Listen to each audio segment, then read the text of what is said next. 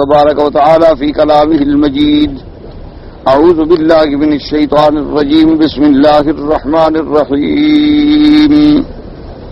ولا تأكلوا أموالكم بينكم بالباطل وتدلوا بها إلى الحكام لتأكلوا فريقا من أموال الناس بالإثم وأنتم تعلمون. سورۃ البقرہ کی ان آیات میں اللہ تبارک و تعالی نے ارشاد فرمایا ہے کہ وَلَا تَأْكُلُوا أَمْوَالَكُمْ بَيْنَكُمْ بِالْبَاطِلِ، تم نہ کھاؤ اپنے مالوں کو دھوکے سے، تُدْلُوا بِهَا إِلَى الْحُكَّامِ، اور جھوٹے ہونے کے باوجود تم لے جاتے ہو اس کو حکام کی طرف تاکہ کھا سکو لوگوں کا مال دھوکے سے اور گناہ سے، اور تم جانتے ہو کہ تم جھوٹے ہو. اس سے قبل جیسے کہ ہم نے الحمدللہ سابقہ آیات میں پڑھا ہے، اللہ پاک نے پہلے تو روزے کا حکم بیان فرمایا کہ روزہ جو ہے وہ امت محمد مصطفیٰ صلی اللہ علیہ وسلم پر فرض ہے، اور روزہ جو ہے وہ ارکان اسلام میں سے ایک رکن ہے. اور اس کے بعد پھر اللہ پاک نے بیان فرمایا کہ روزہ جو ہے فرض وہ صرف ایک مہینے کے لیے ہے جو رمضان المبارک کا مہینہ ہے، اور جس مہینے میں ساری کتابیں اتریں اور سب سے افضل کتاب جو ہے اللہ کا قرآن وہ بھی رمضان المبارک میں اتارا گیا، اور اسی مہینے میں لیلۃ القدر ہے، اس مہینے میں اللہ نے روزے فرض کیے. پھر اس کے بعد اللہ تبارک و تعالیٰ نے احکام بیان کیے، روزے کا وقت بیان کیا کہ روزہ کب شروع ہوگا اور کب ختم ہوگا. روزہ شروع ہوگا صبح صادق سے اور ختم ہوگا غروب شمس پر. اسی طرح پھر اللہ تبارک و تعالیٰ نے روزے کے احکام میں اپنے بندوں سے رعایت فرمائی کہ ابتدائی اسلام میں روزہ جو ہے جیسے دن کو کھانا اور پینا اور بیوی سے ملنا جو ہے وہ منع تھا، اسی طرح ابتدائی اسلام میں اگر کوئی آدمی رات کو سو جائے، یعنی عشاء کی نماز پڑھی اور سو گیا، یا بفرض محال مغرب کی نماز پڑھنے کے بعد سو گیا، تو سونے کے بعد اٹھنا جو ہے اگر اٹھا ہے پھر اب کھانا بھی بند، پینا بھی بند، بیوی سے ملنا بھی بند، پھر جب تک افطار نہ کرے. تو اللہ تبارک و تعالیٰ نے اس کے لیے رعایت فرما دی، رحمت فرما دی اپنے بندوں پر کہ بھئی تم سے ایسے معاملات میں خیانت کا ارتکاب ہوتا ہے، لہذا اب ہم نے حلال کر دیا تمہارے لیے رمضان کی راتوں میں تم اپنی بیویوں سے مل سکتے ہو، کھانا بھی حلال، پینا بھی حلال، بیوی سے ملنا بھی حلال، حتیٰ کہ صبح صادق ہو جائے تو اب ہر چیز جو ہے وہ بند ہو جائے گی. یہ احکامات اللہ تبارک و تعالی نے بیان فرمائے. اور اس کے آخر میں اللہ نے اعتکاف کا حکم بیان فرمایا کہ اعتکاف بیٹھنا جو ہے وہ بھی سنت محمد مصطفیٰ ہے صلی اللہ علیہ وسلم. اور سب سے افضل اعتکاف یہ ہے کہ آدمی رمضان المبارک کے آخری 10 دن جو ہے وہ اعتکاف بیٹھے. اور اعتکاف بیٹھنے کے لیے جو جگہ ہے وہ اللہ کی مساجد، کہ اعتکاف ایسی جگہ بیٹھا جائے جہاں مساجد. اور ان اعتکاف کے دنوں میں ایک حکم مزید بیان وضاحت ہو گئی کہ بھی جیسے رمضان کی دیگر راتوں میں تو میاں بیوی کا ملنا حلال تھا، لیکن اعتکاف کے دنوں میں رات کو کھانا پینا تو حلال ہے لیکن بیوی سے ملنا جو ہے وہ حرام ہے. یعنی اگر کوئی آدمی مسجد سے نکل کر قریب میں گھر ہے، گھر چلا جائے رات کو، اور وہ یہ سمجھے کہ بھی جیسے رات کو کھانا پینا حلال تھا اور بیوی سے ملنا حلال تھا، ان دنوں میں بھی بیوی سے ملنا حلال ہوگا، تو اس کا اللہ نے مسئلہ بیان فرما دیا کہ وَلَا تُبَاشِرُوهُنَّ وَأَنْتُمْ عَاكِفُونَ فِي الْمَسَاجِدِ، کہ اگر تم نے اعتکاف کی نیت کر لی ہے تو اب اعتکاف کے دنوں میں رات کو بھی تم بیوی سے نہیں مل سکتے. ضرورت کے تابع اگر تم مسجد سے نکلو تو اپنی وضو کے لیے، حاجت کے لیے، اور اس کے فوراً بعد جو ہے مسجد میں آ جاؤ اور زیادہ وقت جو ہے باہر ضائع نہ کرو. ان تمام احکام کے بیان کرنے کے بعد آخر میں اللہ نے فرمایا کذالک یبین اللہ آیاتہ للناس. اللہ تبارک و تعالیٰ نے کھول کھول کے بیان کی ہیں لوگوں کے لیے اپنی آیات کیوں؟ تاکہ تم پرہیزگاری حاصل کر سکو، تقوی حاصل کر سکو، صف متقین میں شامل ہو سکو اور اللہ سے ڈرنے والے بن سکو۔ اور روزے کے اندر چونکہ صبر کی تعلیم ہے، روزے کے اندر اپنے آپ کو روکنے کی تعلیم ہے، روزے کے اندر قوات شہوانیہ کے توڑنے کی تعلیم ہے، روزے کے اندر قوائے ملکیہ کے ابھارنے کی تعلیم ہے، تو اس لیے ایک اشارہ ملا ہمیں کہ تقوی کے لیے روزہ جو ہے یہ بھی ایک بہت بڑی نعمت ہے، اور اس کے ذریعے اللہ تبارک و تعالی سے پرہیزگاری حاصل ہوتی ہے۔ اور روزہ ایک ایسی عبادت ہے جس میں ریا نہیں ہے، یعنی ہر عبادت میں ریا ہو سکتی ہے۔ آپ نماز پڑھ رہے ہیں تو آخر دیکھنے والے دیکھتے ہیں، آپ خیرات کریں گے تو آخر کسی کو تو آپ دیں گے، وہ تو دیکھے گا۔ لیکن روزہ ایک ایسی عبادت ہے کہ جس کا تعلق اللہ اور بندے کے درمیان میں ہے، اور کوئی نہیں جان سکتا کہ آپ روزے سے ہیں یا روزے سے نہیں ہے۔ ایک آدمی خدا نہ خواستہ روزہ نہ رکھے، گھر میں جا کے پانی پیتا رہے، کسی کو کیا پتا ہو سکتا؟ اچھا، ایک آدمی نے روزہ رکھا ہوا ہے تو دیکھنے والے کو کوئی پتہ نہیں ہے کہ یہ روزے کے ساتھ ہے یا روزے کے ساتھ نہیں۔ اور دوسرا مسئلہ یہ بھی بیان کر دیا تھا کہ اگر تم سفر کی حالت میں ہو، لیکن یاد رکھو وہ سفر جس میں مشقت کا اندیشہ ہو، اگر وہ سفر جس میں مشقت کا اندیشہ نہ ہو تو اس میں روزہ رکھنا بہتر ہے۔ اگر سفر میں مشقت کا اندیشہ ہے، یا تم بیمار ہو اور بیماری کے بڑھ جانے کا اندیشہ ہے، یا بیماری میں تمہیں نقصان پہنچنے کا اندیشہ ہے، اللہ نے بندوں سے رعایت کر دی کہ جتنے دن تمہارے سفر یا بیماری کی وجہ سے رہ جائیں اتنے دنوں کی بعد میں قضا کر دو، تم پر کوئی گناہ نہیں۔ اسی طرح سے ایک مسئلہ بیان ہوا کہ جب عورت ایام حیض میں ہے، جو اس کے مہینے کی عادت کے دن ہیں، یا عورت کے بچہ پیدا ہونے کے بعد نفاس کے دن ہے، تو اس کے لیے بھی روزہ منع ہے، وہ بھی روزہ نہ رکھے۔ اس کے لیے بعد میں جتنے دن اس کے رہ جائیں گے، کیونکہ عادات مختلف ہوتی ہیں، کسی عورت کے 5 دن، کسی کے 7 دن، کسی کے 3 دن، کسی کے زیادہ، تو جتنے روزے اس کے قضا ہوں گے تو بعد میں وہ روزے قضا کر لے گی۔ ان احکام کے بیان کرنے کے بعد اب اللہ پاک نے ایک اور آیت مبارک میں ارشاد فرمایا وَلَا تَأْكُلُوا أَمْوَالَكُمْ بَيْنَكُمْ بِالْبَاطِلِ وَتُدْلُوا بِهَا إِلَى الْحُكَّامِ۔ اب اللہ نے فرمایا کہ وَلَا تَأْكُلُوا أَمْوَالَكُمْ بَيْنَكُمْ بِالْبَاطِلِ، اب حکم دیا گیا کہ ایک دوسرے کا مال جو ہے وہ دھوکے سے نہ کھایا کرو۔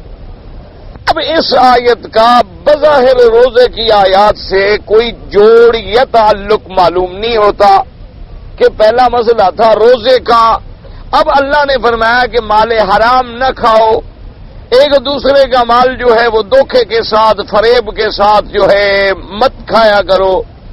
تو علماء نے فرمایا کہ یوں سمجھو اس کا بہت بڑا تعلق ہے روزے کے احکام کے ساتھ، کہ روزے میں ہمیں اللہ نے کچھ وقت کے لیے حلال چیزوں سے بھی روک دیا۔ کیا مانا؟ کھانا حلال ہے، پینا حلال ہے، بیوی سے ملنا حلال ہے، لیکن روزے میں حرام ہے۔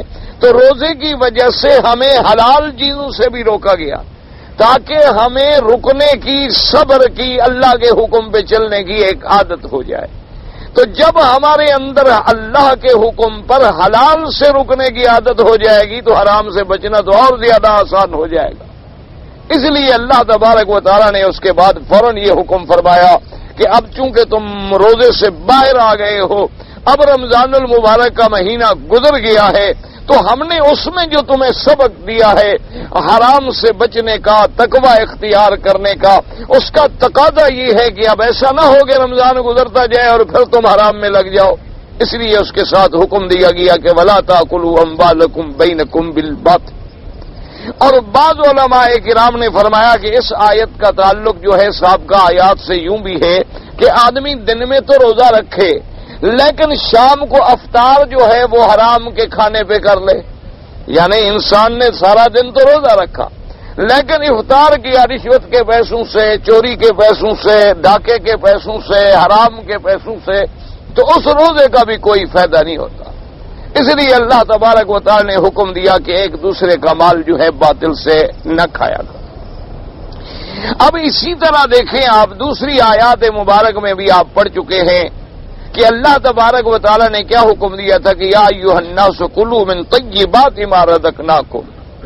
کہ اے لوگوں ہم تمہیں حکم دیتے ہیں کہ پاک اور ستھری چیزیں کھایا کرو، اللہ کا شکر ادا کیا کرو۔ اسی طرح دوسرے مقام پہ اللہ تبارک و تعالی نے حکم دیا کہ حرام چیزوں سے بچا کرو۔ تو اس لیے اب ان آیات کو سامنے رکھ کے یہ سمجھیں کہ اسلام جو ہے ایک دین ہے، اسلام میں ایک مکمل ضابطۂ حیات ہے، اسلام ایک جامع دستور ہے، اسلام میں ایک مکمل منشور ہے۔ اسلام مذہب کا نام نہیں ہے جیسے کہ لوگوں کو دھوکہ ہے۔ بہت سارے لوگ جو ہیں وہ اس دھوکے میں مبتلا ہیں کہ اسلام ایک مذہب ہے۔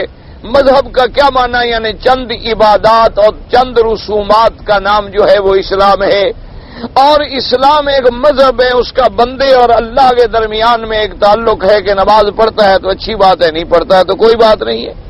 اگر ایک آدمی روزہ رکھتا ہے تو بڑی اچھی بات ہے، ایک آدمی حج کرتا ہے تو بہت ٹھیک بات ہے، لیکن باقی معاملات میں وہ اسلام کو دین سمجھنے کے لیے تیار نہیں ہیں۔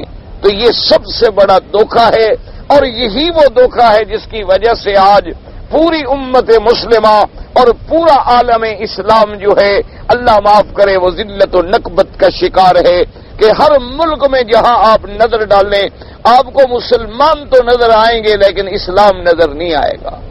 آپ کو مسلمان تو نظر آئیں گے، مذہب بھی نظر آئے گا، مذہب کے نام پہ مر مٹنے والے بھی نظر آئیں گے، لیکن اسلام کو دین ماننے کے بعد اس کو اپنی پوری زندگی پہ لاگو کرنے والے لوگ جو ہیں وہ بہت کم نظر آئیں گے۔ حالانکہ اسلام ایک مکمل دین ہے، اس نے ہمیں ہر معاملے میں ہماری رہنمائی فرمائی ہے۔ اس نے کوئی ایسا پہلو نہیں ہے جس پہلو پہ ہمیں تشنا چھوڑا ہو، ناکام چھوڑا ہو، نہ مکمل چھوڑا ہو، نہیں، بلکہ یوں سمجھیں کہ سر سے لے کر پاؤں تک، مشرق سے لے کر مغرب تک، شمال سے لے کر جنوب تک، ہر چیز میں اسلام ہمارے لیے ایک ضابطۂ حیات ہے۔ اسلام ایک مکمل نمونہ ہے اور اسلام ایک دین ہے۔ اسی لیے پورے قرآن میں اللہ نے فرمایا ان الدین عند اللہ الاسلام۔ اسی طرح قرآن نے فرمایا ومن یبتغ غیر الاسلام دینا فلن یقبل منہ وہو فی الآخرۃ من الخاسرین۔ اسی طرح اللہ نے فرمایا لیظہرہ علی الدین کلہ۔ اسی طرح فرمایا الا للہ الدین الخالص۔ پورے قرآن میں اور پورے حدیث کے ذخیرے میں آپ کو مذہب کا لفظ کہیں نہیں ملے گا۔ یہ بہت بعد کی ایجاد ہے جو لوگوں کے دماغ میں آ گئی ہے، اور یہی وجہ ہے کہ آج کل لوگ جو ہیں مثلا ایک آدمی نماز میں تو دین کا قائل ہے لیکن کاروبار میں وہ دین کا قائل نہیں، ایک آدمی روزے میں تو دین کا قائل ہے، رمضان میں بڑی پابندی سے روزے رکھتا ہے، لیکن کاروبار وہ بینکنگ سے کرتا ہے، سود سے کرتا ہے، اور نعوذ باللہ ثم نعوذ باللہ ثم نعوذ باللہ، بلکہ بعض لوگوں کا تو یہ عقیدہ بن گیا ہے کہ بغیر بینکنگ کے نظام کے اور بغیر سودی نظام کے دنیا کا کوئی ملک نہیں چل سکتا، اور جی ہم باہر کے ملکوں سے پھر کیسے رابطہ کریں گے اور غیر ملکوں سے ہم جو ہے پھر کیسے ڈیل کریں گے، اور پھر ہم ساری دنیا سے کٹ کے رہ جائیں گے تو ہم کہاں سے کھائیں گے۔ یہ نظریات جب آ جائیں تو سمجھ لو کہ ہم نام کا اسلام تو ہے لیکن ہم مسلمان نہیں۔ اب اصولی بات یہ ہے کہ مثال کے طور پر کبھی کسی بڑے آدمی نے آپ سے قرضہ نہیں مانگا ہوگا، قرضہ کیوں لیا جاتا ہے؟ جب ضرورت، ورنہ اللہ نے اگر آپ کو سب کچھ دیا ہوا ہے تو آپ کا کوئی دماغ تو خراب نہیں ہے کہ آپ لوگوں سے جا کے قرضہ مانگیں گے۔ قرضہ کب مانگا جاتا ہے؟ جب آپ کو انفرادی ضرورت ہو یا اجتماعی ضرورت ہو یا ملکی ضرورت ہو، اس وقت قرض لیے جاتے ہیں۔ اور پھر قرضہ دشمن سے آدمی کب لیتا ہے؟ جب بالکل مجبور ہو جائے۔ یعنی اصولی بات ہے اگر آپ کو قرضہ لینا بھی ہے تو آپ دوست ڈھونڈیں گے، تعلق والا ڈھونڈیں گے، لیکن اگر خدا نہ کرے کبھی ایسا وقت آ جائے کہ اب قرضہ بھی ضروری ہے اور دشمن کے علاوہ کسی سے ملتا بھی نہیں ہے تو پھر آپ مجبور ہو کے دشمن سے قرضہ لیں گے۔ لیکن اگر ہم دین اسلام پہ کاربند ہو جائیں تو اللہ تبارک و تعالیٰ کا یہ وعدہ ہے قرآن میں کہ وَلَوْ أَنَّ أَهْلَ الْقُرَىٰ آمَنُوا وَاتَّقَوْا لَفَتَحْنَا عَلَيْهِمْ بَرَكَاتٍ مِّنَ السَّمَاءِ وَالْأَرْضِ۔ اللہ نے فرمایا اگر بستی والے ایمان لے آتے اللہ کے حکم پہ چلتے اور اللہ سے ڈرتے رہتے تو ہم آسمانوں اور زمینوں کی برکات کو ان پہ کھول دیتے، کسی کے محتاج بھی نہ ہوتے۔ اللہ نے فرمایا کہ جب وہ میرے حکم پہ چلیں گے، جب وہ میری فرما برداری کریں گے تو میں تو ان کی زمینوں میں سے برکتیں عطا فرما دوں گا، میں تو ان پر وہیں بیٹھے بیٹھے آسمان سے اپنی رحمتیں برسا دوں گا کہ وہ دینے والے بنیں گے، لینے والے نہیں بنیں گے۔ لینے والے کب بنتے ہیں؟ جب میرے احکام کو جھٹلاتے ہیں، میری تکذیب کرتے ہیں، تو پھر ہم بھی ان کو عذاب کے اندر مبتلا کر دیتے ہیں۔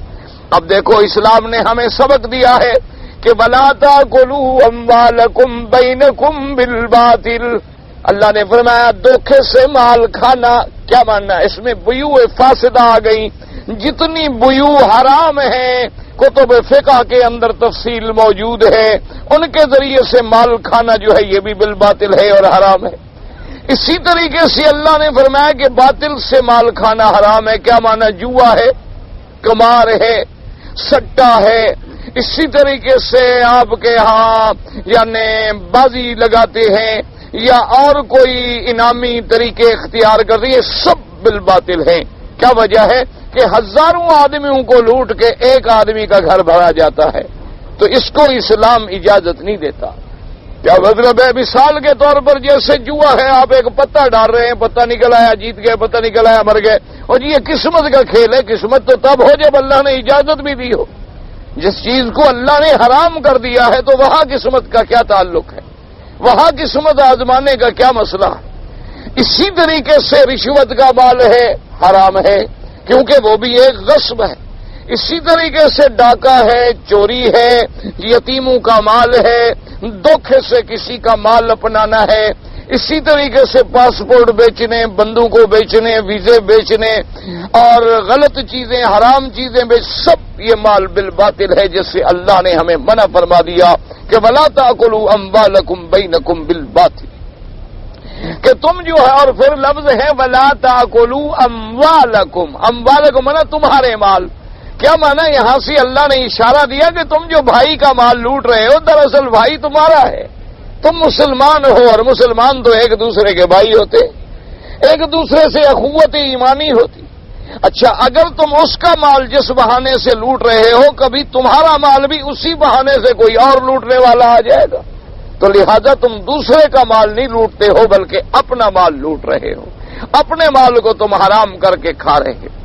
اسی طریقے سے اللہ تبارک و تعالی نے جتنی طریقے حرام ہیں، قمار ہے، جوا ہے، سود ہے، رشوت ہے، بیوع فاسدہ ہیں، اور دھوکہ دے کے کسی کو یعنی اپنی چیز کو ثابت کرنا کہ بہت اعلیٰ ہے اور اندر سے ٹوٹی ہوئی ہو، یہ سب چیزیں حرام ہیں۔ اور اس پہ اگر ہم عمل کریں تو دنیا میں یہ سارے جو معاشی جھگڑے ہیں یہ سب کے سب ختم ہو جاتے ہیں۔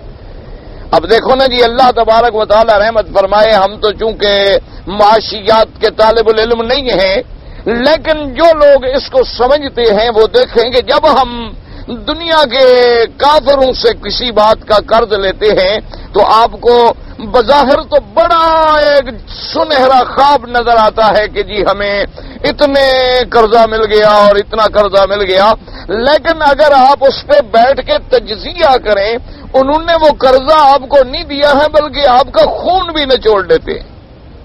اگر آپ اس کا تجزیہ کریں گے کہ آپ کو جو قرض ملا ہے اس قرض کا انداز کیا ہوگا، تو انجام یہ ہوگا کہ وہ قرضہ انہوں نے نہیں دیا بلکہ انہوں نے تو ایسے حالات پیدا کر دیے ہیں کہ تمہارا خون نچوڑ کے وہ بھی اپنی تجوریاں بھر ڈالیں، اور تم اسی طرح پھر غریب سے غریب تر ہوتے چلے جاؤ، اور ان کے مقروض ہونے کے بعد دبتے چلے جاؤ۔ آپ نے دیکھا ہوگا جیسے ہمارے ملک میں لوگ سودی قرضہ لیتے ہیں بیچارے، یعنی آپ اندازہ کریں کہ باپ نے لیا تھا تو بیٹے نے جائیدادیں بیچنے کے بعد قرضے ادا کیے، جائیدادیں بک گئیں، زمینیں بک گئیں، اور بعض لوگوں نے اسی سودی ساہوکاروں کے چکروں میں اپنی بیٹیوں کی عزتیں بیچ ڈالیں، عصمتیں بیچ ڈالیں، اپنی نوجوان لڑکیاں جو ہیں وہ بوڑھوں کو دینی پڑیں کسی طرح ہماری قرض سے، لیکن قرضہ پھر بھی بڑھتا رہتا ہے۔ وہ ایک ایسی امبر بیل ہے، ایک ایسی لوت کی ٹہنی ہے کہ جس درخت پہ ڈال دو اس درخت کو کھا جاتی ہے۔ تو اللہ تبارک و تعالی نے ان تمام چیزوں کو منع فرما دیا کہ ایسے طریقے اختیار کرنے جو ہیں وہ اسلام کے اندر جائز نہیں ہیں، بلکہ تم خالص حلال کے طریقے سے کام کرو۔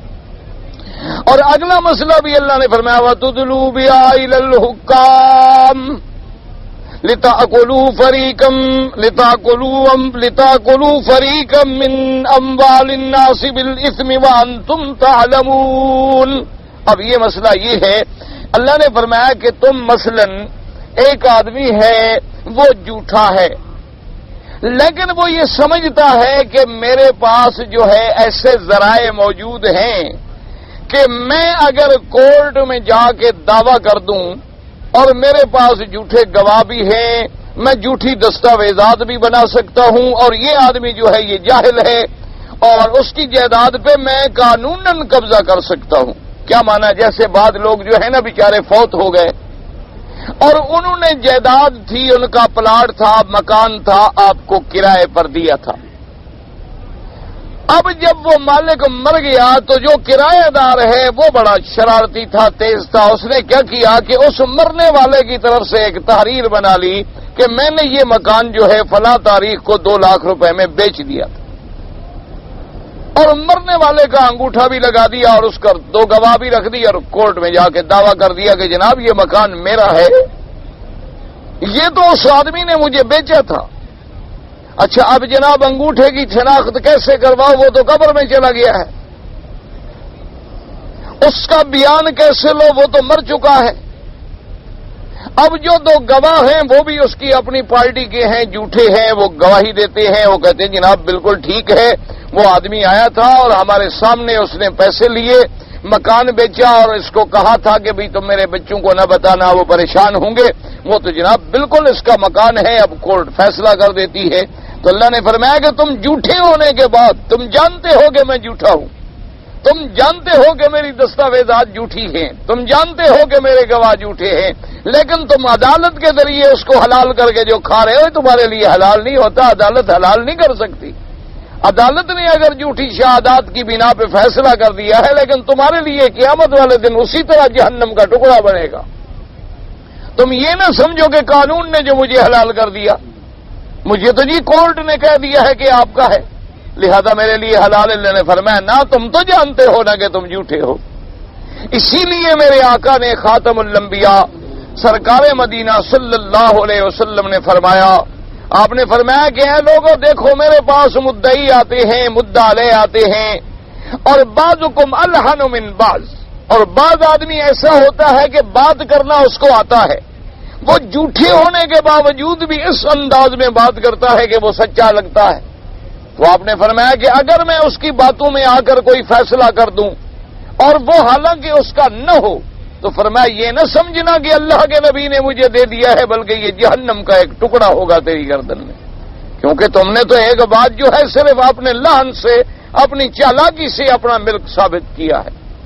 جیسے کہ اسی طرح ایک واقعہ حضور پاک صلی اللہ علیہ وسلم، سرکار مدینہ صلی اللہ علیہ وسلم کے عہد مبارک میں ایک واقعہ آیا، ایک آدمی نے دعویٰ کیا حضور کی خدمت میں، یا رسول اللہ صلی اللہ علیہ وسلم فلاں چیز جو ہے وہ میری ہے۔ مدعی نے دعویٰ کیا، اور شریعت کا قاعدہ یہ ہوتا ہے کہ مدعی جو ہے وہ ثبوت گزارے، البینۃ علی المدعی والیمین علی من انکر۔ اسلام کا ایک واضح فیصلہ ہے کہ اگر آپ نے دعویٰ کیا ہے تو ثبوت آپ کے ذمہ ہے، اور مدعا علیہ جو ہے جو انکار کرتا ہے دعوے کا، اگر اس نے مان لیا تو بات ختم ہو گئی، لیکن اگر وہ منکر ہے تو وہ قسم کھا لے تو تب بھی پھر آپ کو بات تسلیم کرنی ہوگی۔ حضور صلی اللہ علیہ وسلم، سرکار مدینہ صلی اللہ علیہ وسلم کی خدمت میں دعویٰ ہو گیا۔ آپ نے جب بلایا مدعی کو، فرمایا کہ بھئی ثبوت لے آؤ، اس نے کہا حضور میرے پاس ثبوت کوئی نہیں، یہ ٹھیک ہے کہ میں سچا ہوں، لیکن اتفاق یہ ہے کہ میرے پاس گواہ نہیں ہیں، حالات ایسے ہیں کہ اس واقعے کو اور کوئی جاننے والا نہیں، لیکن حق میرا ہے۔ تو حضور صلی اللہ علیہ وسلم نے فرمایا کہ پھر اسلام کا تو بڑا واضح حکم ہے، اگر تمہارے پاس ثبوت نہیں ہے تو پھر مدعا علیہ کو ہم قسم دیتے ہیں اور تم اس کی قسم پہ اعتبار کرو۔ اس نے کہا حضور ٹھیک ہے، جو شریعت کا حکم ہے میرے آنکھوں پر۔ حضور صلی اللہ علیہ وسلم نے مدعا علیہ سے فرمایا کہ تم قسم کھاتے ہو؟ تو اس نے کہا حضور ہاں میں قسم کھاتا ہوں۔ اور حضور نے فرمایا دیکھو قسم کھانے سے پہلے سوچ لو کہ اللہ کا قرآن ہے کہ ان الذین یشترون بعہد اللہ وایمانہم ثمنا قلیلا، کہ جو لوگ اللہ کے عہد کو توڑتے ہیں اور جھوٹی قسمیں کھاتے ہیں ان کے لیے پھر جہنم کا بڑا دردناک عذاب ہے۔ یہ نہ سمجھنا کہ میں یہاں قسم کھا کے نکل گیا بس، لیکن آگے کوئی نہیں پوچھے گا، آگے تو پھر ایک ایک ذرے کا حساب ہوگا اور پھر وہاں جہنم کا عذاب ملے گا، دنیا کا عذاب بھی نہیں۔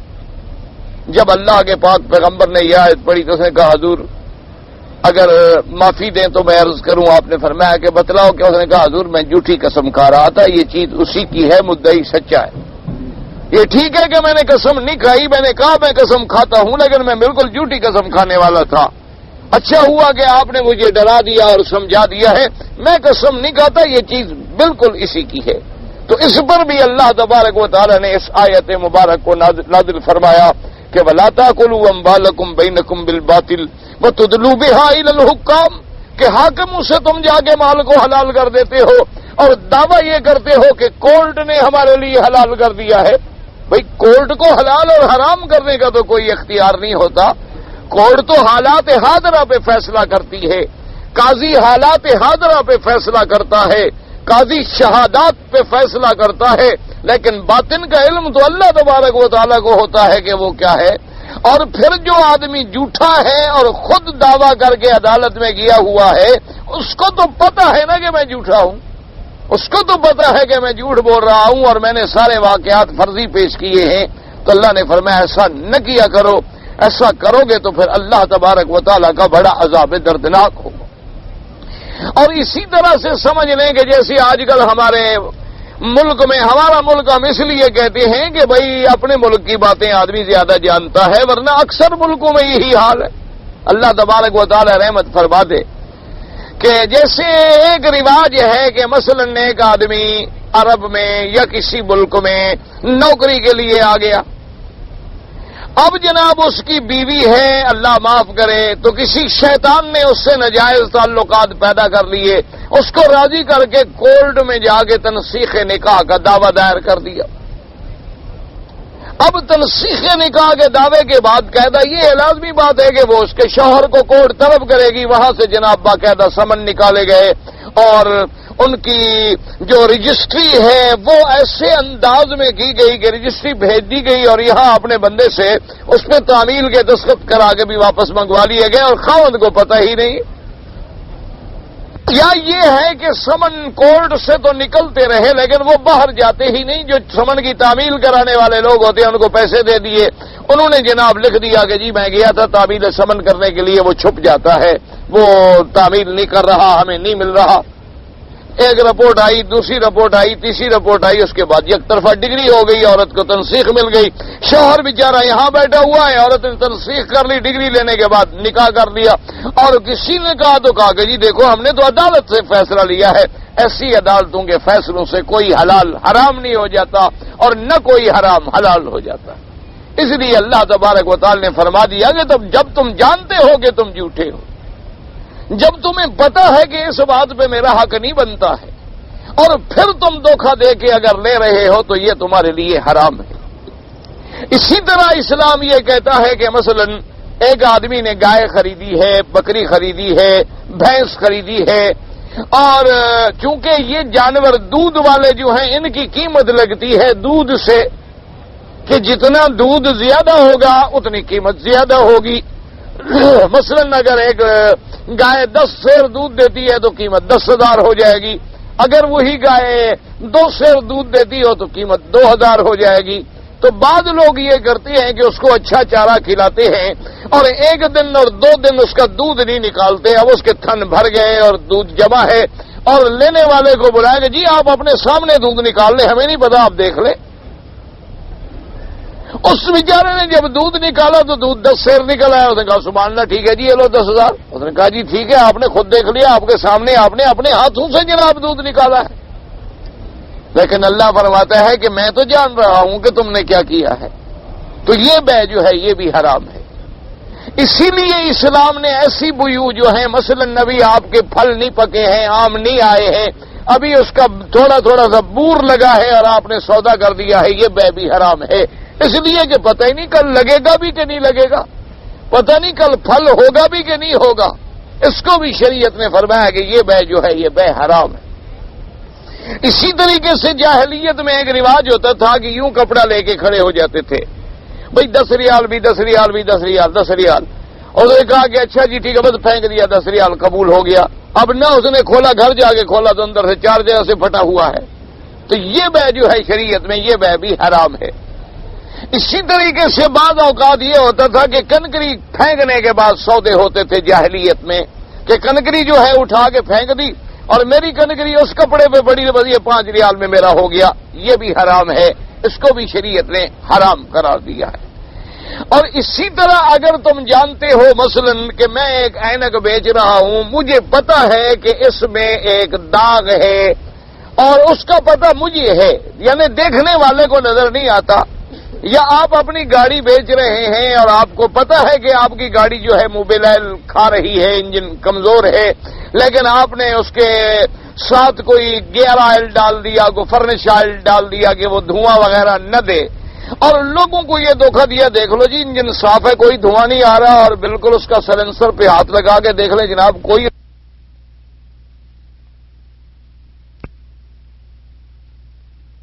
ان کا بہت بڑی تجارت تھی، اور تجارت کرنا جو ہے یاد رکھو یہ عیب نہیں ہوتا، تجارت جو ہے وہ سنت محمد مصطفیٰ ہے، تجارت جو ہے وہ سنت رسول عربی ہے۔ میرے پاک نبی صلی اللہ علیہ وسلم نے سیدہ خدیجۃ الکبریٰ کا مال لے کر تجارت فرمائی، حضور صلی اللہ علیہ وسلم نے تجارت کا حکم دیا، اللہ نے قرآن میں تجارت کا حکم دیا کہ تم سودی کاروبار نہ کرو لیکن تجارت کیا کرو، بلکہ علماء نے یہ لکھا ہے کہ چونکہ تجارت کا حکم قرآن میں ہے اور سنت رسول میں ہے، لہذا سب سے زیادہ نفع ہوتا بھی تجارت میں ہے۔ انہوں نے کہا کیونکہ ایسی چیز کا اگر بندے کے لیے زیادہ نفع نہ ہوتا تو اللہ حکم نہ دیتے۔ اللہ تبارک و تعالیٰ کے رسول پاک صلی اللہ علیہ وسلم ہمیں نمونہ بن کے نہ دکھلاتے، لیکن آج بڑا مشکل مسئلہ یہ ہو گیا ہے کہ اگر مثلا کوئی عالم ہے، کوئی مولوی ہے، کوئی استاد ہے، کوئی شیخ ہے، کوئی پیر مرشد ہے، اگر وہ تجارت کرے، کاروبار کرے تو لوگ کہیں گے جی ہاں بھی اچھا مولوی ہے تو کاروبار کرتا ہے جی، یہ تو فلانی تجارت اس کی ہے جی، فلانا کاروبار اس کا ہے جی۔ اگر وہ زکوٰۃ و صدقات حرام کھاتا رہے وہ ٹھیک ہے، تو بڑا بزرگ ہے ماشاء اللہ جناب سبحان اللہ، کوئی کام نہیں کرتے جی، اللہ کے دین کے لیے بیٹھے ہوئے ہیں گھر میں، اور اللہ کے دین کے لیے بیٹھے ہوئے ہیں گھر میں، تو یہ جائیدادیں، یہ محلات، یہ لمبے، یہ بجلیاں، یہ کمکمیں، یہ روشنیاں، پھر یہ کہاں سے آ رہی ہیں؟ ہم کو تو میسر نہیں مٹی کا دیا بھی، اور گھر پیر کا بجلی کے چراغوں سے ہے روشن، یہ کہاں سے پھر آتا ہے؟ مشکل یہ ہے کہ اب اگر وہ اصولی طریقے پہ چلے تو لوگ اعتراض کریں گے، اگر وہ غلط طریقے سے کہ اس کی بیوی کو جن ہے، جن نکالے اور 20,000 لے لے، اس کی بیوی کو جن نہ ہو تو اپنی طرف سے کہہ دے کہ جن ہے، پھر 10,000 لے لیا، اور اس کے بعد اس کو بھی سمجھا دیا کہ ٹھیک ہے مہینے کے بعد تم پھر چکر ذرا سر مارنا شروع کر دینا، میں کہوں گا پھر جن قبضہ کر رہا ہے، تو یہ کرتا رہے تو ٹھیک ہے، وہ شیخ ہے، بزرگ ہے، پہنچا ہوا ہے، اللہ کو ملا ہوا ہے، انا للہ و انا الیہ راجعون۔ حالانکہ تجارت سنت ہے، میرے پاک نبی حضرت محمد الرسول اللہ صلی اللہ علیہ وسلم نے تجارت کی، صحابہ نے تجارت کی، اہل بیت رسول نے تجارت کی، ائمہ نے تجارت کی، تو امام صاحب کی تجارت تھی، کپڑے کا کاروبار تھا، تو ایک کپڑا جو تھا اس میں کچھ نقص تھا، یعنی کچھ خرابی تھی، اور آپ حیران ہوں گے اور دکھ ہوتا ہے کہ اگر آپ کافروں سے تجارت کریں تو آپ حیران ہوں گے، دیکھیں کہ اگر وہ کوئی تھان بنائے مثلا 30 گز کا اور 25ویں گز پہ کوئی دھاگا نکلا ہوا ہے تو وہ باقاعدہ اس پہ چٹ لگا دیں گے، لکھ دیں گے کہ اس کے فلاں میٹر پہ ایک نقص ہے، یعنی کافر جو ہے وہ تو دھوکہ نہیں کرتا۔ اسی لیے پوری دنیا میں ان کی تجارت جو ہے، آپ ان کو خط لکھیں گے جی ہمیں کروڑوں کا مال بھیج دو، جو لکھیں گے جو انہوں نے سیمپل بھیجا تھا، سوال پیدا نہیں ہوتا کہ اس میں کوئی فرق ہو، اور مسلمان ملک کو آپ لکھیں ماشاءاللہ تو سبحان اللہ، اگر آپ لکھیں گے گھوڑے تو گدھے بھیج دیں گے، اور اگر آپ نے لکھا کوئی گدھا بھیجو تو انشاءاللہ خرگوش پہنچ جائے گا، اگر آپ نے کپاس کا سودا کیا تو انشاءاللہ اندر اینٹیں ہوں گی، اور اگر ماشاءاللہ آپ نے دوائیں منگوا لی اللہ کی رحمت سے تو کیپسول پہ اوپر تو کلورم فینیکال لکھا ہوگا اور اندر چنے کا آٹا ہوگا، اور اگر آپ نے مرچیں منگوائی انشاءاللہ تو وہ اللہ تبارک و تعالیٰ کی رحمت سے جو پرانی اینٹیں ہوتی ہیں نا سڑکوں پہ لگی ہوئی، وہ پیس کے آدھی ملی ہوئی ہوں گی تاکہ آدمی کھائے اور جلدی مرے اور دنیا کے غموں سے چھوٹ جائے۔ ویسے وہ آپ کی مدد کر رہے ہیں کہ اس دنیا میں رہنے کا کیا فائدہ ہے، جلدی مرو اور جان چھوٹ جائے۔ انا للہ و انا الیہ راجعون۔ امام صاحب رحمت اللہ علیہ نے اپنے ملازم سے کہا کہ دیکھو اس کپڑے میں یہ نقص ہے، اگر یہ تھان بیچو تو خریدار کو بتلا دینا کہ بھئی اس میں یہ نقص ہے، دیکھ لو تمہیں چاہیے تو لے لو نہیں تو نہیں چاہیے۔ اس نے کہا ٹھیک ہے۔ خیر وقت کی بات تھی، وقت گزر گیا۔ بعد میں امام صاحب نے پوچھا جب سال کے بعد حساب ہوا، اس نے کہا کیا ہوا؟ انہوں نے کہا جی آپ نے فرمایا ایک کپڑے کے بارے میں نے تمہیں بتایا تھا، تو وہ کپڑا پڑا ہے یا بیچ دیا؟ اس نے کہا جی بیچ دیا۔ تو آپ نے فرمایا تم نے اس کو بتایا تھا خریدار کو کہ اس میں نقص ہے؟ اس نے کہا حضرت سچی بات پوچھیں تو میں بھول گیا، سودا جو بیچا جہاں اور تھان بیچے وہاں وہ تھان بھی نکل گیا، یاد ہی نہیں رہا۔ تو آپ نے فرمایا کہ اچھا ایسے کرو کہ جتنی پیسے ملے ہیں سب کو خیرات کر دو، میں یہ مشکوک پیسہ اپنے گھر میں نہیں لے جانا چاہتا۔ اب اس میں ایک مشتبہ چیز مل گئی ہے تو میں کیسے لے جاؤں؟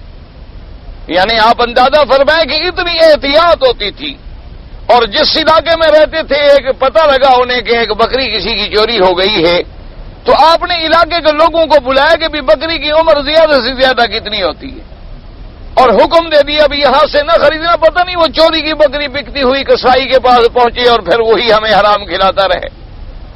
تو اتنی احتیاط ہوتی تھی ان کے اندر، اور حلال میں بھی وہ احتیاط برتتے تھے جو صحیح واقعات ہیں۔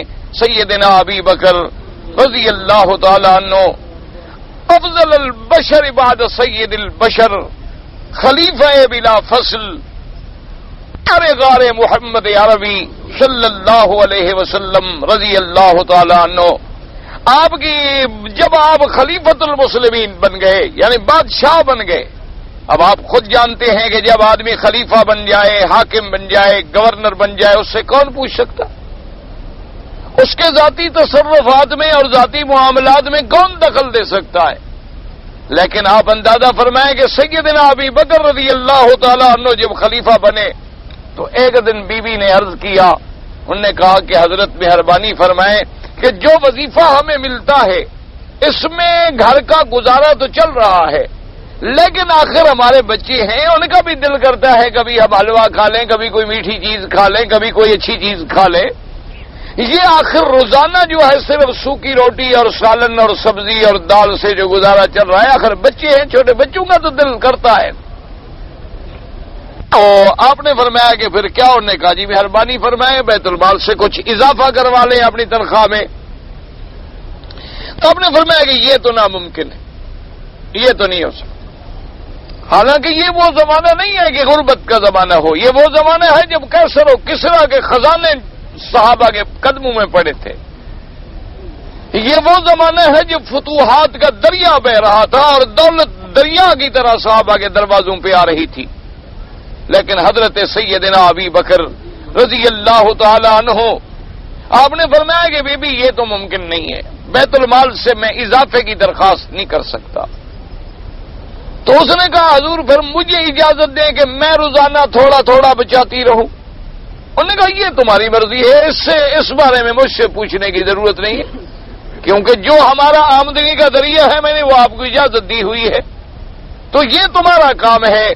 تو بعد روایات میں ہے کہ بی بی صاحبہ نے اس آٹے سے کچھ آٹا بچایا، لیکن صحیح روایت جو آتی ہے جس پر مورخین کا زیادہ اتفاق ہے وہ یہ ہے کہ جتنا پیسے ملتے تھے اس سے بی بی صاحبہ تھوڑے تھوڑے پیسے رکھ لیتی تھی۔ مثلا 2 روپے روز ملتے تھے تو 1 آنا رکھ لیا، تو 1 آنا رکھتے رکھتے 1 مہینے کے بعد وہ 30 آنے بن گئے، یعنی 2 روپے بن گئے، سمجھ لیں۔ تو یہ ہوا تو حضرت نے بی بی صاحبہ نے ایک روایت میں تو یوں ہے کہ میٹھی چیزیں تیار کر لیں، کوئی حلوہ بنا لیا کہ آج میں بچوں کو بھی کھلا دوں گی اور سیدنا ابی بکر کو بھی کھلا دوں گی، لیکن صحیح روایت یہ ہے کہ بیوی نے پیسے اکٹھے کر لیے اور سیدنا ابی بکر رضی اللہ تعالی عنہ جب گھر آئے تو ان سے آپ نے عرض کیا کہ حضرت یہ پیسے میں نے ایک مہینے میں جوڑے ہیں، ایک ایک آنا دو دو آنے کر کے، روز کے راشن کو کاٹ کر۔ یہ ہے خلیفہ رسول اللہ، یہ ہے وہ انسان، یعنی آپ اندازہ کریں کہ پوری کائنات میں افضل بعد رسول اللہ صلی اللہ علیہ وسلم، یعنی اللہ کے نبی کے بعد روئے زمین پہ اگر کوئی افضل ہے تو سیدنا ابی بکر ہے رضی اللہ تعالی عنہ، خلیفہ رسول عربی صلی اللہ علیہ وسلم۔ تو ان نے فرمایا کہ یہ پیسے بچ گئے ہیں، مہربانی کر کے آج ہمیں کچھ چینی، کچھ آٹا، کچھ گھی، کچھ چیز لے دیں تاکہ ہم بچوں کے لیے کچھ میٹھی ڈش بنا سکیں۔ بچے تقاضا کرتے ہیں۔ حضرت صدیق نے پیسے لیے اور سیدھے بیت المال کے خازن کے پاس آئے، بیت المال کے انچارج کو بلایا اور فرمایا کہ بھائی بات یہ ہے کہ ہمیں تجربے سے معلوم ہوا ہے کہ اگر میرے وظیفے میں سے اتنا پیسے کم کر دیے جائیں تو میرا گزارا ہو سکتا ہے، لہذا یہ پیسے بیت المال میں داخل کر دو اور اگلے مہینے سے کم کر دو۔ جب واپس تشریف لے گئے تو بیوی نے پوچھا کہ جی آپ نے ہمارے لیے کیا لے آئے ہیں، کیا منگوایا ہے؟ فرمایا کیا منگوانا ہے، جب اتنے پیسے کم میں ہمارا گزارا ہو سکتا ہے تو پھر قیامت میں ہم اللہ کو کیا جواب دیں گے؟ قیامت میں ہم کیا جواب دیں گے کہ ابو بکر اگر تمہارا گزارا اتنے پیسوں سے کم میں ہو سکتا تھا تو تم نے بیت المال کا پیسہ کیوں خرچ کیا ہے؟ یعنی آپ اندازہ فرمائیں اور اب بھی ذرا نظریں دوڑائیں، اب بھی ذرا اپنے آگے پیچھے دائیں بائیں اوپر نیچے حاکموں پر، ان کے علل تللوں پر، ان کے اخراجات پر، ان کے دوروں پر، ان کے پروٹوکولز پر، ان کے جناب علاج و معالجے پر، ان کے پانی پر، ان کے دعوتوں پر، یعنی آپ اندازہ فرمائیں اللہ تبارک و تعالی ہمیں اور سب کو ہدایت عطا فرما دے۔ ایک ایک پارٹی میں جتنا خرچ ہو جاتا ہے اس سے یعنی کم از کم 1000 گھرانہ جو ہے 1 سال روٹی کھا سکتا ہے۔ اللہ تبارک و تعالی رحمت فرمائے۔ تو یہ بھی سب عقل اموال بالباطل ہے کہ لوگوں کے مال کو باطل طریقے سے کھا جانا، کہ اگر اللہ نے تمہیں کہیں اختیار دیا ہے، اللہ نے کہیں تمہیں اقتدار دیا ہے، اللہ نے تمہیں کہیں طاقت دی ہے، اللہ نے تمہیں کہیں ذمہ داری سونپی ہے تو پھر اس کو تم پوری ذمہ داری کے ساتھ نبھاؤ اور ذرے کے برابر اپنے بطن کے اندر کسی چیز کو داخل نہ ہونے دو۔ اس لیے میرے مدنی پاک نے فرمایا لا تزال قدم عبد حتى يسأل عن 40 او كما قال۔ میرے آقا خاتم الانبیاء صلی اللہ علیہ وسلم سرکار مدینہ نے ارشاد فرمایا کہ قیامت والے دن میدان محشر میں سے کسی بندے کے پاؤں نہیں ہلیں گے مگر ان چیزوں کے بارے میں پوچھا جائے گا۔ اللہ فرمائے گا ان عمرہ فی من شبابہ، اللہ فرمائے گا کہ میں نے جو تمہیں زندگی دی، میں نے جو تمہیں جوانی دی تو تم نے کہاں خرچ کی ہے؟ اور دوسرا سوال یہ کیا جائے گا ان مال فیما اکتسبہ وفیما انفقہ، اللہ فرمائیں گے میرے بندے مجھے تو یہ بتا کہ تو نے مال جو حاصل کیا کہاں سے حاصل کیا اور کہاں کہاں تم نے خرچ کیا ہے، کس راستے سے تم نے حاصل کیا، اس کا جواب دو۔ یہ بھی اور اسی طرح پوچھا جائے گا نے علم بماذا عمل، اللہ پوچھیں گے کہ اے میرے بندے میں نے جو تمہیں علم دیا تھا اس علم پہ کیا تو نے خود بھی عمل کیا کہ نہیں کیا؟ حضور نے فرمایا جب تک ان چیزوں کا سوال نہیں ہوگا کسی بندے کے پاؤں جو ہیں وہ ہلنے بھی نہیں دیے جائیں گے، پوچھا جائے گا۔ اسی طرح احادیث مبارک میں حضور پاک صلی اللہ علیہ وسلم نے ارشاد فرمایا کہ جس قوم میں بے حیائی بڑھ جائے گی، جس قوم میں بے حیائی عام ہو جائے گی، اللہ پاک وہاں طاعون مسلط کر دیں گے، کوئی وبائی بیماریاں مسلط کر دیں گے جو بیماریاں سمجھ بھی نہیں آئیں گی۔ حضور صلی اللہ علیہ وسلم نے 1400 سال پہلے خبر دی ہے۔ اب آپ دیکھ لیں ان ملکوں میں جہاں بے حیائی اور عریانی فحاشی حسن کے نام کے مقابلے اندازہ فرمائیں جب بڑھ رہے ہیں تو کیسی کیسی بیماریاں آ رہی ہیں کہ جن کا سر اور پیر بھی نہیں ملتا۔ نہ ایمان سے اندازہ کریں آپ اللہ کے کعبے میں ہیں، ہم تو ملا مولوی لوگ ہیں، ہم تو پرانے وہی بنیاد پرست سمجھ لیں، خدا پرست سمجھ لیں، اور دقیانوسی لکیر کے فقیر 1400 سال پرانی باتیں کہنے والے جو مرضی ہے سمجھ لیں، ہم تو پرانے خیالات کے لوگ ہیں، آپ ماشاءاللہ بڑے ماڈرن لوگ ہیں، جدید تفکرات تخیلات کے مالک لوگ ہیں۔ آپ ذرا مجھے اندازہ فرمائیں کہ کیا آپ کی غیرت یہ گوارا کرتی ہے کہ آپ کی بیٹی نیکر پہن کے ہاکی کھیلتی ہو، آپ کی بیٹی فٹ بال کھیلتی ہو، نیکر پہن کے ہاکی کھیلتی ہو اور کھلانے والے سکھانے والے مرد ہوں؟ آپ کی غیرت یہ گوارا کرتی ہے کہ مقابلہ حسن منعقد کیے جائیں جس میں عورت کے سر سے لے کر پاؤں تک ایک ایک عضو کو سینٹی میٹر سے پیمائش کی جاتی ہے کہ منہ کتنا چوڑا ہے اور ناک کتنی چوڑا ہے اور سینہ کتنی چوڑا ہے اور ہپس کتنی چوڑے ہیں، اور پھر بھی وہ اپنے آپ کو مسلمان کہلوائیں۔ تو اس لیے حضور نے فرمایا جب بے حیائی عام ہوگی تو وبائیں آئیں، اور حضور صلی اللہ علیہ وسلم نے فرمایا کہ جب زنا عام ہوگا تو قحط، بارشیں بند ہو جائیں گی، پھر بارشیں جو ہے ختم ہو جائیں گی۔ اسی طرح حضور صلی اللہ علیہ وسلم نے فرمایا کہ جو قوم ناپ اور تول میں کمی کرے گی کہ لینا ہے تو زیادہ اور دینا ہے تو تھوڑا، ایسے پیمانے بنا لیں گے، ایسے طریقے ایجاد کر لیں گے کہ لینے کے وقت میں زیادہ لیں گے اور دینے کے وقت میں تھوڑا دیں گے، تو فرمایا ایسی قوموں پہ پھر ہم قحط مسلط کر دیں گے، وہ خود غربت کا شکار ہوتی چلی جائیں گی۔ اور حضور پاک صلی اللہ علیہ وسلم نے فرمایا کہ جن کے صاحب اقتدار لوگ جو ہیں، صاحب اقتدار کرسی پہ بیٹھنے والے، جن کو طاقت ہے، حکومت ہے، اور وہ میرے قرآن اور سنت کے خلاف فیصلے کریں، اللہ نے فرمایا ان میں آپس کے اندر نفرت اور لڑائی کا عذاب ڈال دوں گا کہ جب وہ کتاب اللہ اور سنت کے خلاف فیصلے کریں گے تو ان پر میں عذاب بھیجوں گا کہ بس وہ ایک دوسرے کو جوتیاں مارتے رہے اور جوتم پیزار رہے اور دنیا ہنستی رہے۔ یہ تمام چیزیں جو ہیں ہمیں اپنے آقا نے، سرکار مدینہ نے صلی اللہ علیہ وسلم نے 1400 سال پہلے بتلا دی ہیں۔ اور اب آپ ذرا مہربانی کریں، درس سننے کا مطلب یہ نہیں ہوتا کہ ہم کوئی ایک نئی بات سن لیں، درس سننے کا مطلب یہ نہیں ہوتا کہ چلو جی آج ہمیں کوئی تاریخ کا ایک نیا واقعہ مل جائے گا۔ درس سننے کا اور قرآن و سنت کے پڑھنے کا مطلب یہ ہوتا ہے کہ ہم عمل کریں، ہم اس کے مطابق اپنی زندگیوں کو ڈھالیں، ہم حلال کھائیں اور حرام سے بچیں۔ اسی لیے میرے آقا نے سرکار مدینہ صلی اللہ علیہ وآلہ وصحبہ وسلم تسلیما کثیرا کثیرا، آپ نے فرمایا کہ جو آدمی کھاتا حرام سے ہے، پیتا حرام سے ہے، پہنتا حرام سے ہے، یعنی رشوت کا پیسہ ہے، سود کا پیسہ ہے، یتیموں کے مال کا پیسہ ہے، دھوکے کا پیسہ ہے، اسلامی بانڈز کا پیسہ ہے، یہ سٹے وٹے کا پیسہ ہے، یہ ریس کے پیسے ہیں اور اس کے بعد اسی پہ پلتا ہے۔ فرمایا ایسا آدمی جو ہے اس کا بدن جو ہے وہ زیادہ بہتر ہے کہ جہنم کی آگ میں جلے۔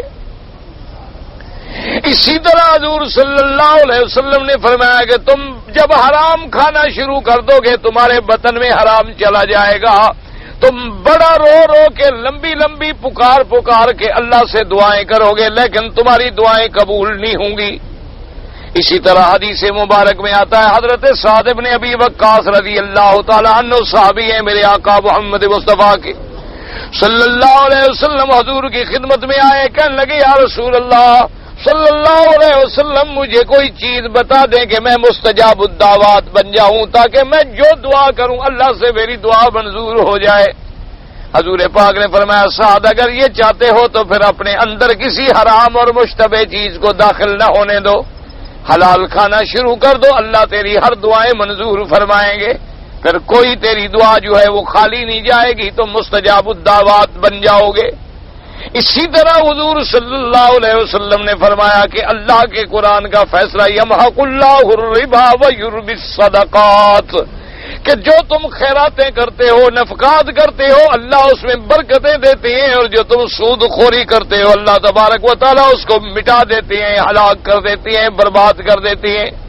تو ان آیات مبارکہ میں اللہ تبارک و تعالی نے ہمیں یہ حکم دیا ہے کہ ہم جو ہے حلال کے ذریعے اپنائیں اور حرام سے بچیں. اللہ آپ کو بھی, مجھے بھی, ہر مسلمان کو حرام سے بچائے. کہتے ہیں جی کہ جب زمزم کا پانی نکلا ہے تو اس وقت کوئی اور پانی موجود تھا, اور پانی موجود ہوتا اللہ کے بندے تو پھر اسماعیل علیہ السلام کو تڑپنے کی کیا ضرورت تھی؟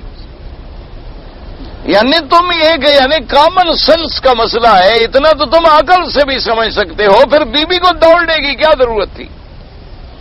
ایک واضح بات ہے کہ جو پانی ساتھ لائے تھے وہ ختم ہو گیا. حضرت اسماعیل پیاس میں تڑپنے لگے, ماں سے برداشت نہ ہوا, وہ صفا پہ چڑھی, پھر مروہ پہ چڑھی کہ کوئی دور سے شاید کوئی اڑتا ہوا پرندہ نظر آ جائے, کوئی قافلہ جاتا ہوا نظر آ جائے تو میں پانی مانگ لوں, اور پانی نہیں تھا. ایک سیدھی سی بات. پھر زمزم نکلا اور پھر قبائل جو ہیں وہ آ کے آباد ہوئے. انہوں نے دیکھا کہ یہاں پرندے اڑ رہے ہیں, وہ بی بی کی خدمت میں آئے, رہنے کی اجازت مانگی تو بی بی نے کہا کہ زمزم پر ہمارا کنٹرول ہوگا لیکن تم رہ سکتے ہو.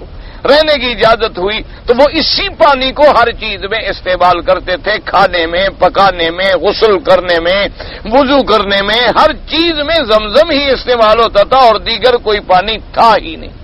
سمجھ آ گئی یہ باتوں کو سمجھا کریں. بعض علماء جو لکھتے ہیں نا وہ ایک ادب کے مسئلے ہیں کہ بھی اب اور پانی چونکہ ہمیں ملتا ہے.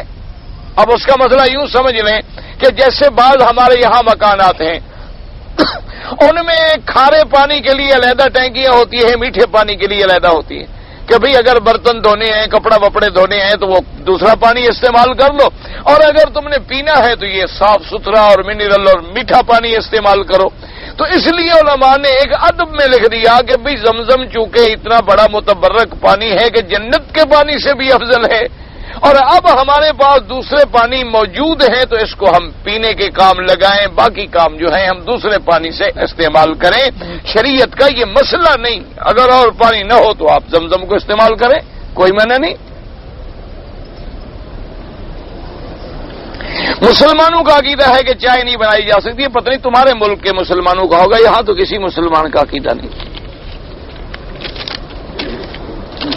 کہتا ہے جی مجھے ہماموں کے پاس کچھ پیسے پڑے ہوئے ملے تو بھائی اگر تو ایڈریس ہو تو صاحب مالک کو پہنچانے چاہیے ہر حال میں, یا تو تم اسی لیے حکم ہے کہ حرم کا لقطہ پڑا ہو تو نہ اٹھایا کرو ورنہ بہت بڑی ذمہ داری آ جاتی ہے. آدمی پڑا ہے تو پڑا ہے, پر اللہ جانے, اللہ کا کام جانے, جس کے مقدر میں ہے وہ ذمہ داری لے, ہم اپنے گلے میں کیوں مصیبت ڈال لیں.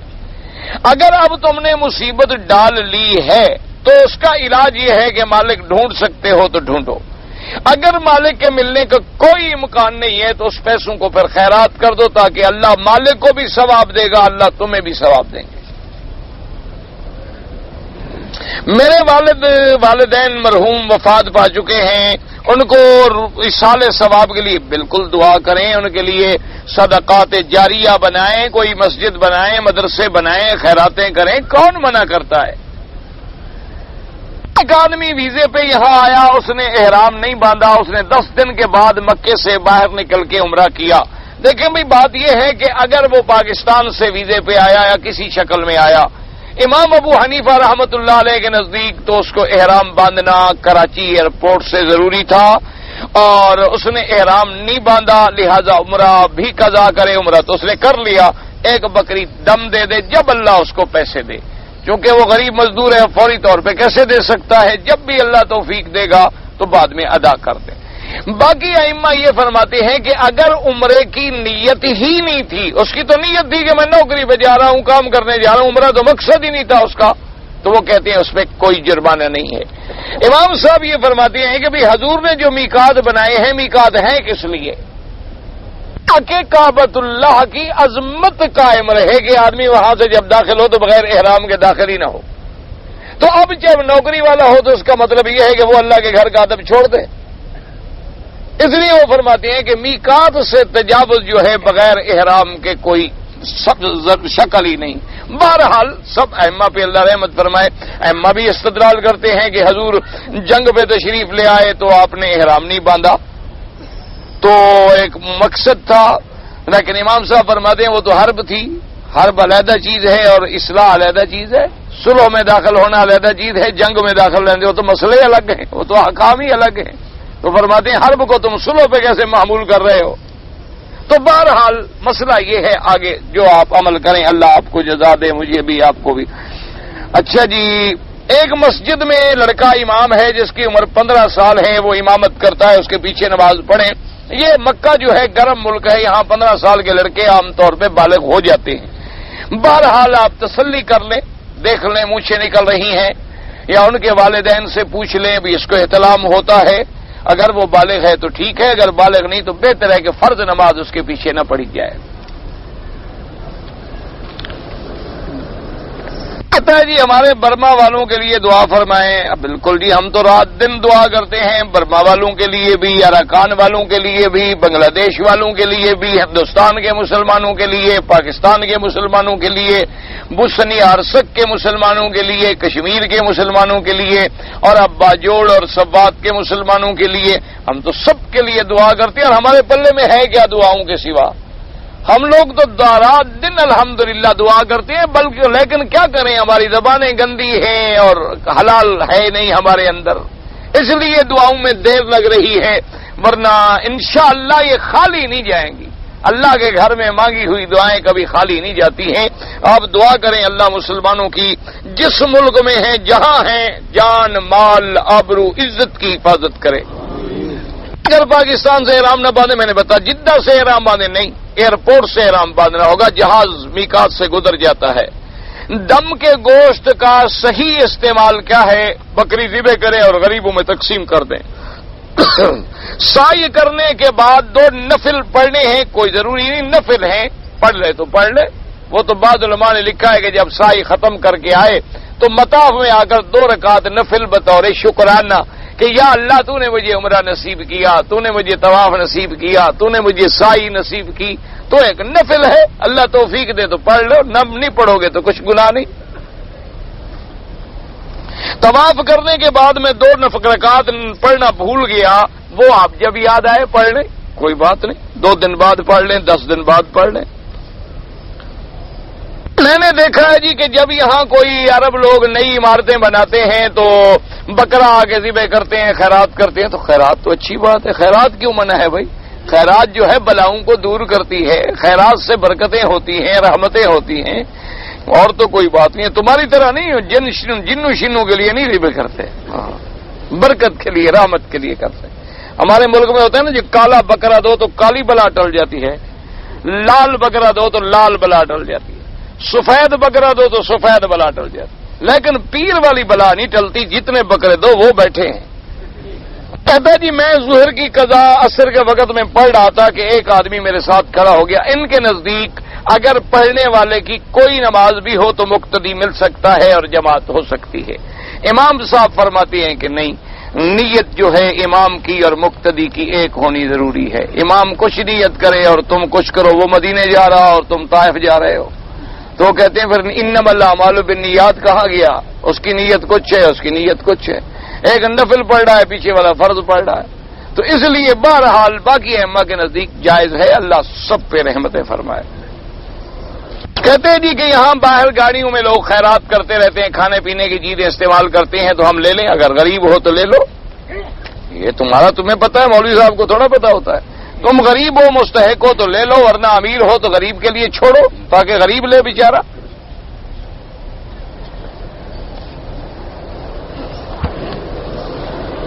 اگر ہندوستان میں ہم تجارت کے لیے یا شادی کے لیے یا باہر کمانے کے لیے پیسے مانگیں تو ہمیں قرضہ نہیں دیتے جب تک کہ ہم سود پر نہ لیں, سود والا قرضہ نہ لیں. سود پر قرضہ لے کے باہر جاؤ گے تو کیا فائدہ ہوگا؟ اس کا فائدہ یہ ہوگا کہ ساری زندگی کما کے سود والے کو دیتے رہو گے, تم اسی طرح رہو گے. میری شادی ہوئی تو میرے سسر نے میری عورت کو جہیز میں سامان دیا, سونا چاندی دیا, تو اس سامان کا مالک ہونا چاہیے, اس کے بھی تم مالک ہو. ماشاء اللہ, واہ بھائی واہ. یعنی جو بیوی اپنے گھر سے لے آئی وہ بھی تمہارا ہے. انا للہ و انا الیہ راجعون, انا للہ. کہتے بیوی جو مل گئی تو مال بھی ہڑپ, وہ تمہارے لیے حرام ہے, اس کا ہے. اب جو تم نے دیا ہے وہ بھی تمہارے لیے حرام ہے, وہ بھی اس کا ہے. تم اس کے ماں باپ والا مال بھی کھانا چاہتے ہو؟ بڑے شریف شوہر ہو بھائی، بیوی کی کمائی کھاتے ہو۔ کہتا ہے جی میرے بیوی سے کوئی شکایت نہیں، اس کی کوئی غلطی نہیں، میرے ماں باپ بولتے ہیں طلاق دے دو۔ بہرحال ایسی بات میں طلاق نہ دو، والدین کو راضی کرنے کی کوشش کرو، لیکن بیوی کو بھی طلاق نہ دو۔ جب قصور نہیں ہے تو ناجائز بات باپ کی ماننا ضروری نہیں ہوتا۔ باپ کہے نماز نہ پڑھو، مسلمان کی قبر پر سورۃ فاتحہ بالکل پڑھیں، دعا مانگیں، سب کچھ کریں، کوئی منع نہیں۔ حضور کے صحابہ کی شان زیادہ ہے یا آل کی؟ پہلے صحابی بنے گا تو آل بنے گا نا، صحابی نہ بنے تو آل کیسے بنے؟ آل ہوتی ہے اولاد، لیکن اولاد اگر مسلمان نہ ہو تو صحابی بن جائے گی۔ مثلا حضرت نوح کی اولاد نے کلمہ نہ پڑھا تو آل کہاں گئی؟ غرق ہو گئی۔ تو اس لیے صاف بات ہے، باقی قرابت کی وجہ سے رشتہ داری کا جو ایک جز ہے اس میں اللہ نے ان کو فضیلت دی ہے، ورنہ فضیلت جو ہے اسی طرح ہے۔ پہلے سیدنا ابو بکر، اب سیدنا ابو بکر کو آل تو نہیں ہے لیکن وہ افضل ہے سب سے، ان کے بعد سیدنا عمر، پھر سیدنا عثمان، پھر سیدنا علی۔ آل پر صدقہ حرام ہے تو شان زیادہ ہوگی، جس پر صدقہ حرام ہو شان زیادہ ہو جاتی ہے، یعنی ایک امیر آدمی پر صدقہ حرام ہے، وہ شرابی ہے، اس کی شان زیادہ ہے غریب سے۔ یہ کیا بنا ہے اللہ کے بندے؟ تو اللہ نے اپنے نبی کو محفوظ رکھا کہ وہ لوگوں کا صدقہ کیوں کھائیں۔ باقی شان جو ہے، شان صحابہ کی بھی ہمارے آنکھوں پہ، اہل بیت کی بھی ہمارے آنکھوں پہ، لیکن کسی ایک فضیلت سے یہ نہیں ہوتا کہ باقی شان کم ہو جائے۔ سب سے زیادہ شان جو ہے سیدنا ابو بکر کی ہے۔